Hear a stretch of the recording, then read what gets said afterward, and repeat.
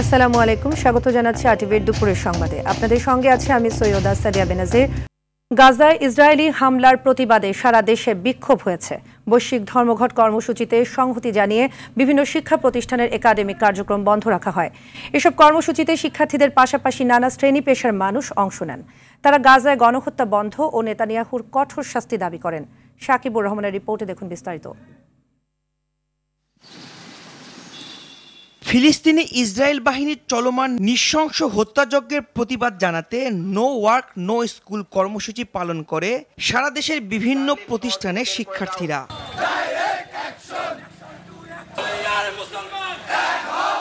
সকালে কেন্দ্রীয় শহীদ মিনারে জড়ো হয়ে ইসরায়েলি বর্বর হামলার প্রতিবাদ জানান ঢাকা বিশ্ববিদ্যালয় ও মেডিকেলের শিক্ষার্থীরা। বিক্ষোভ হয় রাজু ভাস্কর্যের পাদদেশ ও শাহবাগ চত্বরে।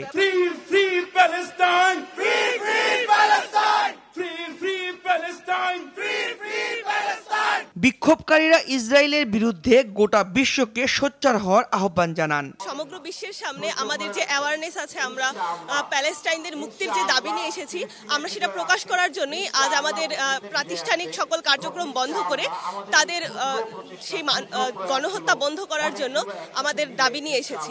মিনিমাম সম্মান নিয়ে যে বেঁচে থাকছি, তারা তো তা পাচ্ছে না। এখন মনুষ্যত্বের দায়ে আমরা এখানে এসেছি। ক্লাস পরীক্ষা বর্জন করার মাধ্যমে আজকে নো স্ট্রাইক করতেছে।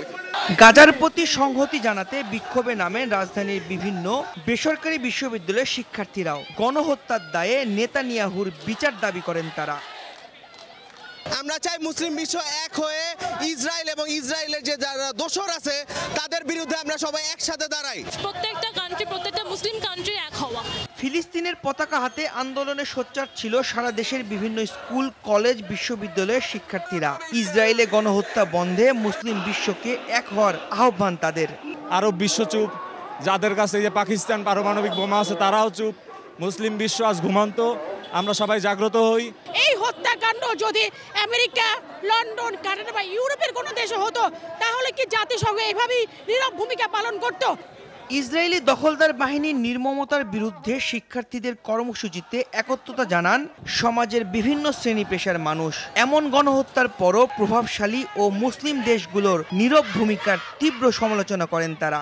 এমন গণহত্যার পরও প্রভাবশালী ও মুসলিম দেশগুলোর নীরব ভূমিকার তীব্র সমালোচনা করেন তারা। সাকিবুর রহমান, আরটিভি, ঢাকা। দর্শক, এ বিষয়ে বিস্তারিত জানাতে এই মুহূর্তে ঢাকা বিশ্ববিদ্যালয় থেকে সরাসরি যুক্ত হচ্ছেন সহকর্মী বিপুল দেবরায়, বায়তুল মোকাররম থেকে রুদ্র রফিক ও রাজশাহী থেকে মুস্তাফিজ রকি। শুরুতেই যাব বিপুল দেবরায়ের কাছে। বিপুল, গাজায় ইসরায়েলি হামলার প্রতিবাদে অংশ নেওয়া শিক্ষার্থীরা কি বলছেন? সকাল থেকে ঢাকা বিশ্ববিদ্যালয়ের এলাকা জুড়ে কিন্তু এই প্রতিবাদ সমাবেশ চলছে এবং আমরা দেখছি প্রথমে সকাল 11টার দিকে শহীদ মিনারে জড়ো হয়েছিল ইন্টার্ন শিক্ষার্থীরা। সেই সাথে আস্তে আস্তে ধাপে ধাপে এই রাজু ভাস্কর্য ঢাকা বিশ্ববিদ্যালয়ের যে প্রতিবাদী যে সমাবেশ সবসময় জাগ্রত হয়ে ওঠে, সেই প্রতিবাদী জাগ্রত সব জায়গায় অর্থাৎ রাজু ভাস্কর্যের সামনে কিন্তু সমাবেত হয়েছে শিক্ষার্থীরা। এবং এখানে শুধুমাত্র ঢাকা বিশ্ববিদ্যালয়ের শিক্ষার্থীরা না, এখানে বিজ্ঞানের বিভিন্ন কলেজ এবং বিশ্ববিদ্যালয়ের শিক্ষার্থীরাও কিন্তু সমাবেত হয়েছে। এবং আমরা দেখেছি শিক্ষার্থীদের পাশাপাশি বিভিন্ন শ্রেণী পেশার মানুষকেও আসতে দেখেছি এবং তারা সমাবেত হয়েছেন এবং প্রতিবাদ করছেন যে আসলে গাজার বিরুদ্ধে যে নৃশংস যে হামলাটা চলছে এবং সেখানে যে গণহত্যা চালাচ্ছে তার বিচারের দাবিতে তারা কিন্তু এখানে দাঁড়িয়েছে। তারা বলছেন যে ইসরায়েল তার পশ্চিমা যে শক্তি তারা প্রভাব করছে সেটা ক্ষেত্রে মুক্তি পাওয়ার জন্য পুরো বিশ্বকে একত্রিত হয়ে ধর্ম নির্বিশেষে, ধর্ম বর্ণ নির্বিশেষে সবাইকে একত্রিত হয়ে এই ইসরায়েলের বিরুদ্ধে দাঁড়ানোর জন্য তারা স্লোগান দিয়েছেন। সে সাথে তারা আমরা দেখেছি এখানে সকাল থেকে বিভিন্ন ইসরায়েলি পতাকা পুড়িয়ে থেকে তারা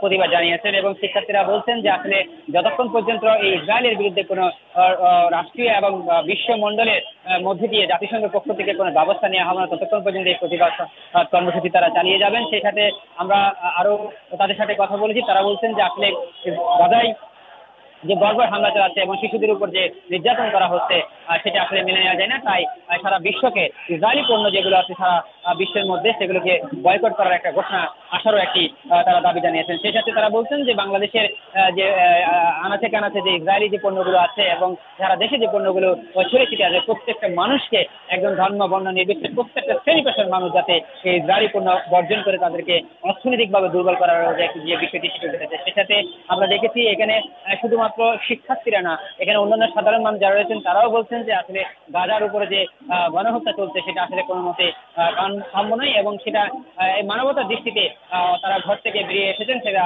কোনো ধর্মের জন্য না, ধর্ম বর্ণ নির্বিশেষে প্রত্যেকটা মানুষ কিন্তু যাতে সমবেত হয় এবং প্রত্যেকটা মানুষ তার বিবেকের তাড়নায় যাতে ইসরায়েলের বিপক্ষে সোচ্চার হয় সে দাবিটা জানিয়েছেন। সেই সাথে আরো একটি বিষয় সেটি হচ্ছে যে তারা বলছেন যে আজকের যে কর্মসূচি সেটা কিন্তু বিকালের দিকে আরো বড় পরিসরে হবে এবং এখানে বিকালে বিভিন্ন রাজনৈতিক সংগঠনের পক্ষ থেকে এবং বিভিন্ন অঙ্গ সংগঠনের পক্ষ থেকে কিন্তু একত্রিত হয়ে এই সমাবেশ করার তারা ঘোষণা দিয়েছে। তো এই ছিল রাজু বাক্সা থেকে আমার সর্বশেষ তথ্য।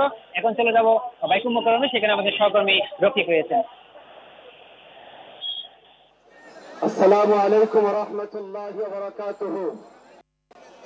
সমবেত জন্মের পর থেকে নিয়ে আজ পর্যন্ত শুধুমাত্র ফিলিস্তিনি ভাইদের রক্ত ঝরতে আমরা দেখেছি। সারা দেশেই কিন্তু বিক্ষোভ চলছে, কলেজ ইউনিভার্সিটিতে যেমন বিক্ষোভ চলছে, বাইতুল মোকাররমে কিন্তু মুসল্লিরা বিক্ষোভ করছে।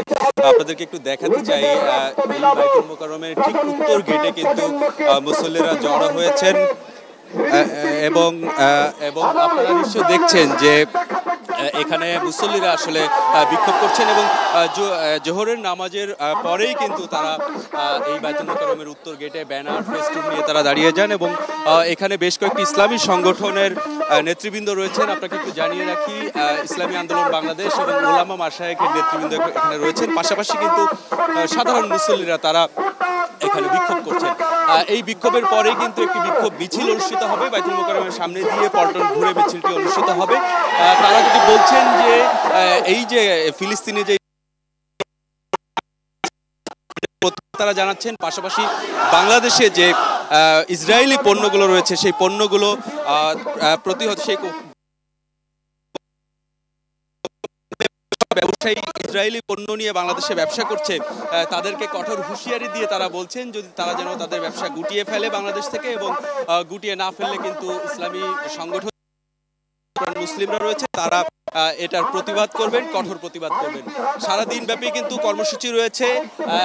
জোহরের নামাজের পরে ঠিক যেমন বিক্ষোভ করছেন, বিক্ষোভ পূর্ব সমাবেশ এখন অনুষ্ঠিত হচ্ছে, এরপরে বিক্ষোভ মিছিল অনুষ্ঠিত হবে। এছাড়াও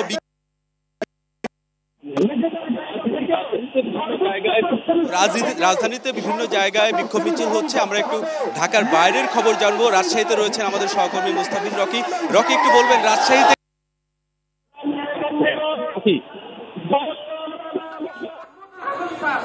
রাজশাহী বিশ্ববিদ্যালয়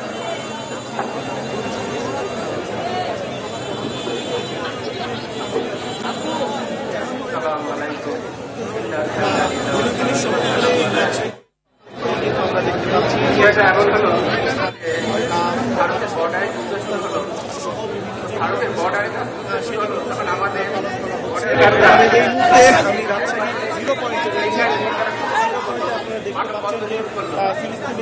আমাদের বর্ডার যারা সাধারণ মুসলিম রয়েছেন তারা শেষ এবং তারা ফিলিস্তিনের পক্ষে কিন্তু আসলে অবস্থান নিয়েছে।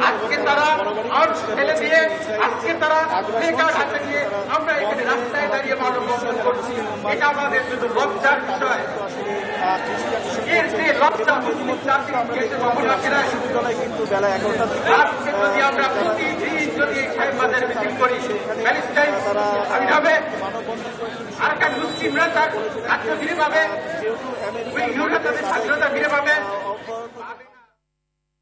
বিপুল, রফিক ও রকি, আপনাদের তিনজনকে অসংখ্য ধন্যবাদ। গাজা উপত্যকায় ইসরায়েলি নৃশংসতায় ফুঁসছে গোটা বিশ্ব। গাজাবাসীর লড়াইয়ের সমর্থন জানিয়ে বিশ্বজুড়ে পালিত হচ্ছে global strike for Gaza. Israeli তাণ্ডবের বিরুদ্ধে বিক্ষোভ হচ্ছে লন্ডন, প্যারিস, জার্মানি, মরক্কো সহ বিশ্বের বিভিন্ন প্রান্তে। নেতানিয়াহুর পদত্যাগের দাবিতে বিক্ষোভ হচ্ছে খোদ তেল আবিবেও। এরপরও নিশ্চুপ মুসলিম দেশগুলো। সামদানি প্রত্যয় রিপোর্ট। নিষ্ঠুরতা, গণহত্যা, বর্বরতা এসব শব্দ ফিকে হয়ে আসে ফিলিস্তিনের গাজা উপত্যকায় চলতে থাকা ইসরায়েলি আগ্রাসনের কাছে। মৃত্যুপুরীতে পরিণত হওয়া উপত্যকাটিতে বেঁচে থাকা মানুষদের দিন কাটে হারানো স্বজনদের স্মৃতিহাত্রে মৃত্যুর ক্ষণগণনায়। ভয়াবহতার মাপকাঠি যখন সবকিছুকে ছাপিয়ে গিয়েছে, ঠিক তখনই বিশ্বের শান্তিকামী মানুষ সমবেত হয়েছে ফিলিস্তিনের জন্য। গাজাবাসীদের আহ্বানে সাড়া দিয়ে বিশ্বজুড়ে সোমবার পালিত হচ্ছে গ্লোবাল স্ট্রাইক ফর গাজা। যুক্তরাষ্ট্রের ওয়াশিংটন ডিসিতে হাজারো মানুষ জড়ো হয়ে স্লোগান দেয় ইসরায়েলকে সামরিক সহায়তা বাতিলের দাবিতে। বিক্ষোভ হয়েছে Paris, Berlin, Morocco, Japan, Tunisia সহ বিশ্বের বিভিন্ন দেশে। গাজায় দ্বিতীয় দফা হামলার পর থেকে নিজ দেশেই কোণঠাসা নেতানিয়াহু। শনিবার বোমার আঘাতে লাশ উড়ে যাচ্ছে এমন ভিডিও সামাজিক মাধ্যমে সামনে আসার পর থেকে বিক্ষোভ হচ্ছে খোদ তেল আবিবেও। নেতানিয়াহুকে জাতীয় শত্রু বলে মনে করছেন ইসরায়েলিরা।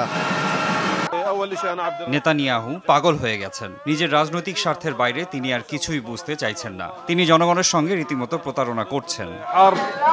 এদিকে থেমে নেই গাজা জুড়ে হামলা। গেল 24 ঘন্টায় দেইর এল বালা সহ গাজার বিভিন্ন প্রান্তে ইসরায়েলি হামলায় প্রাণ হারিয়েছে অন্তত 50 জন। দখলকৃত পশ্চিম তীরে গুলিবিদ্ধ হয়ে নিহত হয়েছে একজন। যুদ্ধবিরতি ভেস্তে যাওয়ার পর শুরু হওয়া দ্বিতীয় দফার হামলায় গাজায় নিহতের সংখ্যা 50,000 ছাড়িয়ে গেলেও এ নিয়ে নিশ্চুপ মধ্যপ্রাচ্যের রাঘব বোয়ালরা। আর কত শিশু নিহত হলে, আর কত মায়ের কোল খালি হলে টনক নড়বে নামধারী মুসলিম দেশগুলোর, সেদিকে তাকিয়ে গোটা বিশ্ব। সামদানি প্রত্যয়, RTV। এবার অন্য প্রসঙ্গ। বিদেশি বিনিয়োগকারীদের আকৃষ্ট করতে রাজধানীতে শুরু হলো 4 দিনের আন্তর্জাতিক বিনিয়োগ সম্মেলন। হোটেল ইন্টারকন্টিনেন্টালে এই সম্মেলনে 50টি দেশের 500-র বেশি বিনিয়োগকারী অংশ নিচ্ছেন। আয়োজক প্রতিষ্ঠান বিনিয়োগ উন্নয়ন কর্তৃপক্ষ বিডার চেয়ারম্যান আশিক চৌধুরী বলেন, সংস্কারের মাধ্যমে সরকার দেশের বিনিয়োগ পরিস্থিতির উন্নয়ন করছে।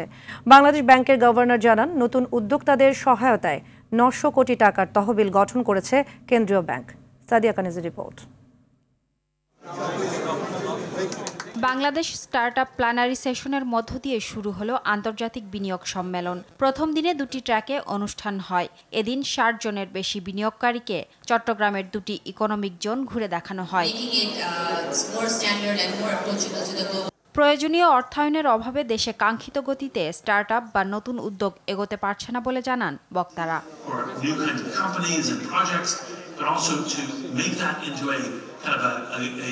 সংস্কারের মাধ্যমে দেশের বিনিয়োগ পরিস্থিতির উন্নয়ন করতে হবে বলে মন্তব্য করেন বাংলাদেশ বিনিয়োগ উন্নয়ন কর্তৃপক্ষ বিডার chairman. An ecosystem that is much easier for businesses to operate. So BIDA's role generally I see this year. Bangladesh ব্যাংকের গভর্নর জানান, নতুন উদ্যোক্তাদের সহায়তার জন্য কাজ করছেন তারা। We are also trying শুধু নতুন উদ্যোক্তাদের মূলধন সহায়তার জন্য আমরা এই তহবিল গঠন করেছি। বাণিজ্যিক ব্যাংকগুলো এর মাধ্যমে ঋণ দিতে পারবে। তহবিলের সুনির্দিষ্ট কাঠামো ও শর্তাদি শিগগির পরিপত্র আকারে জানানো হবে। প্রধান উপদেষ্টার বিশেষ সহকারী ফয়েজ আহমেদ তোয়েব বলেন, ইন্টারনেটের দাম কমানোর উদ্যোগ নেওয়া হচ্ছে। We will be working to connectivity level. As you know that 35 to 45% of the বর্তমান সরকার এক মুহূর্তের জন্যও ইন্টারনেট বন্ধ করবে না। এমনকি ভবিষ্যতেও কেউ যাতে ইন্টারনেট বন্ধ করতে না পারে সে লক্ষ্যে কার্যকর পদক্ষেপ নেওয়া হয়েছে। Liberalizing it for taking the access to internet to the grassroots level. 50 দেশের বিনিয়োগকারীদের নিয়ে এই আন্তর্জাতিক বিনিয়োগ সম্মেলন চলবে আগামী বুধবার পর্যন্ত। সাদিয়া কানিজ, RTV, ঢাকা। 7 মাসে গণপিটুনিতে অন্তত 119 জন নিহত হয়েছেন। তুচ্ছ ঘটনায় আইন নিজের হাতে তুলে নেয়ার প্রবণতা সমাজে অস্থিরতা বাড়িয়েছে। সমাজবিজ্ঞানীরা এজন্য 5 আগস্ট পরবর্তী নাজুক আইনশৃঙ্খলা আর প্রতিহিংসার রাজনীতিকে দায়ী করেন। পুলিশ কর্মকর্তারা জানান, তারা আগের চেয়ে সংগঠিত আইন নিজ হাতে তুলে নিলে পরিণতি হবে কঠিন। দীপ্ত চন্দ্র পালের রিপোর্টে দেখুন বিস্তারিত।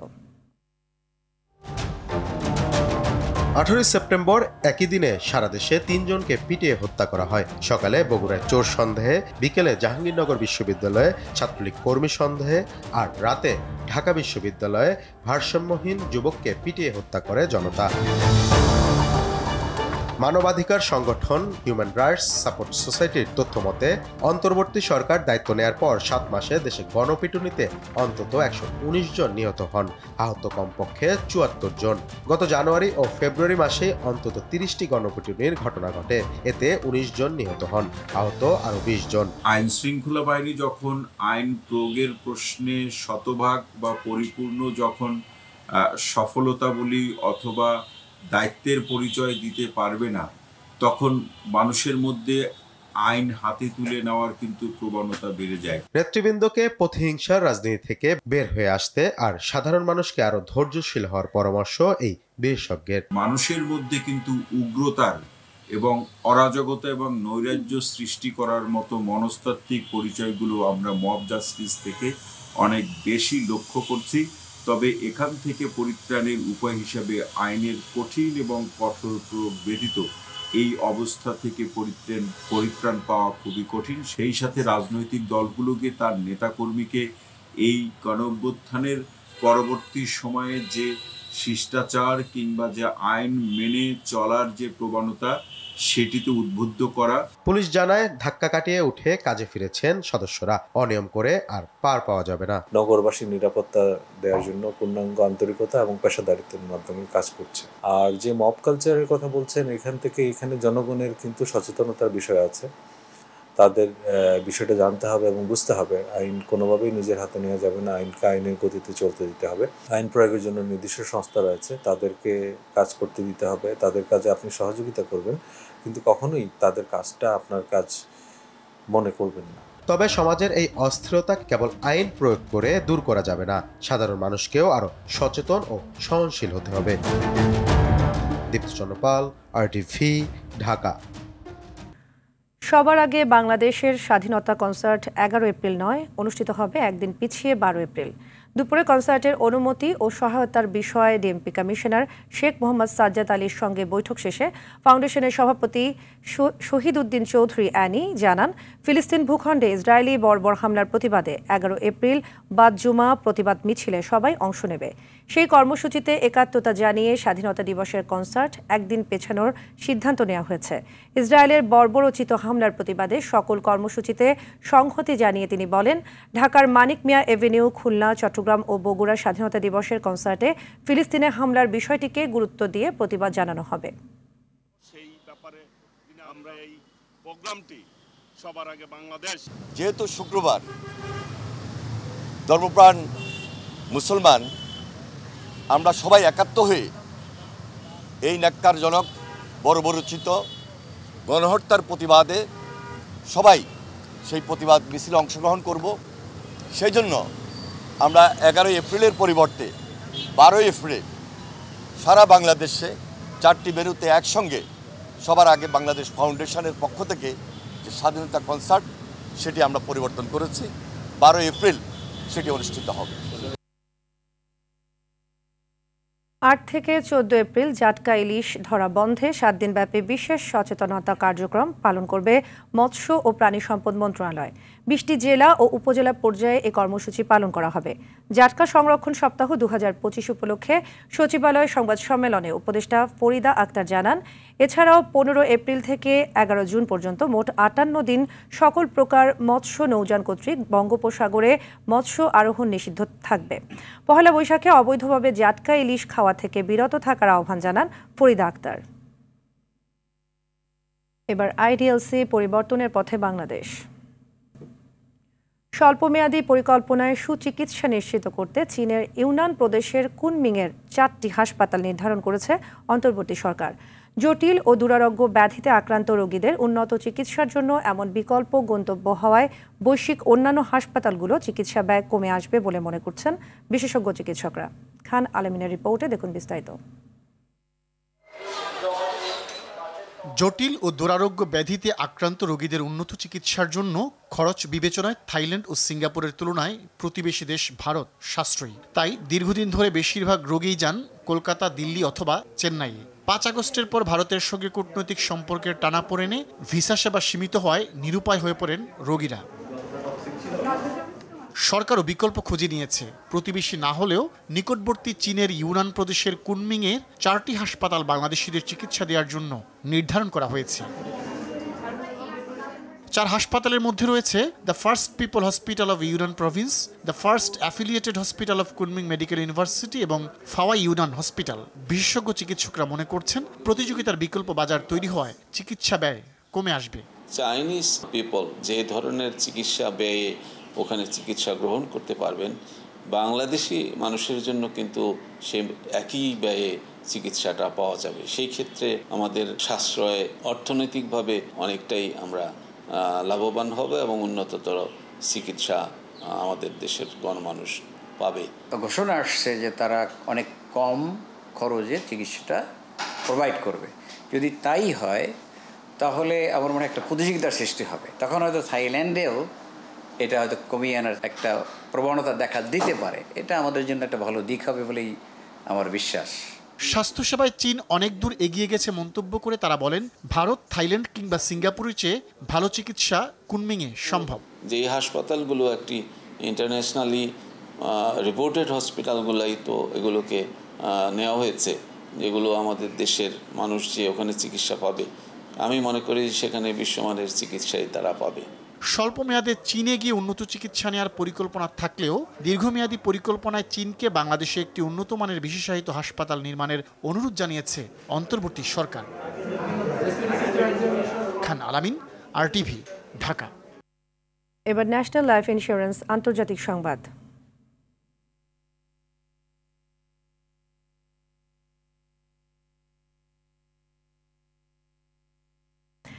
মার্কিন প্রেসিডেন্ট ডোনাল্ড ট্রাম্পের শুল্ক ঘোষণার পর অর্ধশতাধিক দেশ বাণিজ্য আলোচনা শুরুর জন্য হোয়াইট হাউসের সঙ্গে যোগাযোগ করেছে। দেশটির অর্থমন্ত্রী স্কট বেসেন্ট ও হোয়াইট হাউসের জাতীয় অর্থনৈতিক পর্ষদের পরিচালক কেভিন হেসেট এ তথ্য নিশ্চিত করেছেন। এদিকে চলমান পরিস্থিতিতে হ্যান্ডস অফ শিরোনামে যুক্তরাষ্ট্রের 50 অঙ্গরাজ্যের সবকটিতে বিক্ষোভ করেছে লাখ লাখ মানুষ। ইমরুল হাসানের রিপোর্টে দেখুন বিস্তারিত। যুক্তরাষ্ট্রের প্রেসিডেন্ট ডোনাল্ড ট্রাম্পের শুল্ক ঘোষণার পর বিশ্বজুড়ে নড়াচড়া শুরু হয়েছে। অনেকেই বলছেন এর ফলে অর্থনীতিতে ধাক্কা তৈরি হয়েছে এবং এতে বৈশ্বিক বাণিজ্য যুদ্ধ ও অর্থনীতিতে মন্দার আশঙ্কা দেখা দিতে পারে। তবে ইতিমধ্যেই সমঝোতার জন্য বিশ্বের অনেক দেশই আলোচনা শুরুর জন্য ডোনাল্ড ট্রাম্পের দ্বারস্থ হয়েছেন। এই তালিকায় অন্তত 50টি দেশ রয়েছে বলে জানিয়েছে হোয়াইট হাউসের জাতীয় অর্থনৈতিক পর্ষদের পরিচালক কেভিন হেসেট। গেল রাতে আমি ইউএসটিআর থেকে প্রতিবেদন পেয়েছি যে 50টির বেশি দেশ সমঝোতা আলোচনা শুরু করার জন্য প্রেসিডেন্টের দ্বারস্থ হয়েছে। তারা এটা করছে এ কারণে যে তারা বুঝতে পেরেছে তাদের উপর অনেক শুল্ক আরোপ হয়েছে। এদিকে আরেক আলোচনায় যুক্তরাষ্ট্রের অর্থমন্ত্রী স্কট বেসেন্টও একই সুরে কথা বলেছেন। এর মধ্য দিয়ে দেশগুলো প্রেসিডেন্ট ট্রাম্পকে ক্ষমতার জায়গায় রেখেছে বলে মন্তব্য করেছেন অর্থমন্ত্রী স্কট বেসেন্ট। যদিও হোয়াইট হাউসের সঙ্গে যোগাযোগ করা দেশগুলোর নাম এবং সমঝোতার আলোচনা নিয়ে বিস্তারিত জানায়নি কেউ। আর শুল্ক ইস্যুতে ক্ষোভের সৃষ্টি হয়েছে খোদ যুক্তরাষ্ট্র জুড়ে। ট্রাম্পের পদত্যাগ চাই, গণতন্ত্র মুক্তি পাক, আমাদের কোনো রাজা নেই, এমন স্লোগানে দিনভর উত্তাল ছিল যুক্তরাষ্ট্র। দেশটির প্রেসিডেন্ট ডোনাল্ড ট্রাম্প ও তার উপদেষ্টা ধনকুবের ইলন মাস্কের বিরুদ্ধে দেশটির 50 অঙ্গরাজ্যের সবকটিতে বিক্ষোভ করেছেন কয়েক লাখ মানুষ। ইউরোপের কয়েকটি দেশেও রাজপথে নেমেছেন বিক্ষোভকারীরা। ট্রাম্পের নীতির বিরুদ্ধে অবস্থান নিয়ে বিক্ষোভকারীরা বলেছেন মার্কিন প্রেসিডেন্ট জনগণের অধিকার ও স্বাধীনতা হরণ করছেন। দেশব্যাপী এ বিক্ষোভের নাম দেওয়া হয়েছে হ্যান্ডস অফ। অধিকার কর্মীদের প্রায় 150 গোষ্ঠী এ বিক্ষোভে অংশ নেয়। Washington, new York, Texas, Florida, Colorado, Minnesota, Carolina, Delaware সহ সব অঙ্গরাজ্যের প্রধান শহরগুলোয় 1,500-এর বেশি বিক্ষোভ সমাবেশের আয়োজন করা হয়। ইমরুল হাসান, RTV। দুপুরের সংবাদ এ পর্যন্তই। জেলা সংবাদ বিকেল 4:45টায় দেখার আমন্ত্রণ রইল। ধন্যবাদ সবাইকে।